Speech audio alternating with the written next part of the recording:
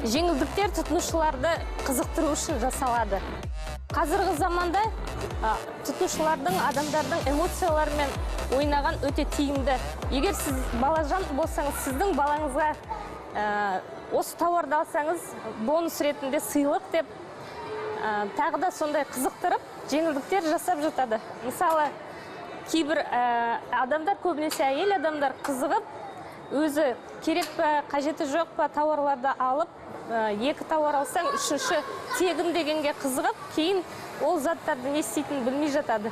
Тауарды осындай айла тәсілмен сатуды дәл осы маркетологтар дайындайды. Мамандардың кеңесі бойынша киім үлгілерін түр-түсіне сәйкес дұрыс орналастыру маңызды. Сондай-ақ оның киіп көрердегі қарайтын айнаның да үлкен болуы тиіс дейді олар. Кешіріңіз, мұнда жеңілдіктер бар ма? Жоқ, өкінішке орай, бұл жаңа коллекцияларға жеңілдіктер жоқ. Бізде жеңілдіктер жақты 70%-ға дейін.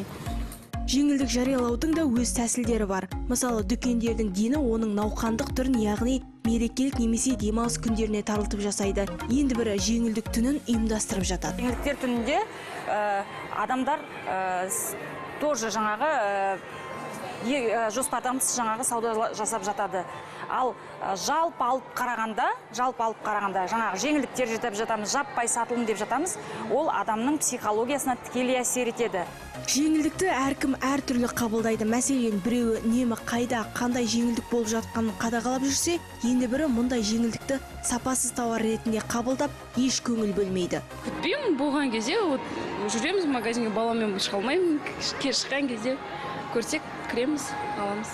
Жеңілдіктерді пайдалана отырып, өзіме кез келген керек жарақ заттарымды аламын. Өзіме ұнаған зат егер қаншалықты қымбат болса да, мен оның жеңілдіктер болған сәтін күтіп жүремін. Өйткені мен оны жеңіл бағада алғым келеді. Дей тұрғанмен жеңілдік деген жазудың өзі адамдарға айтарлықтай әсер етеді. Ірі сауда желілерінде жеңілдіктер, 70% жеңілдік, мысалы 50% жеңілдіктерді қызыл түсте, ашық түстерде, сары түстерде іліп қояды. Себебі ол өзіне қарай тартады.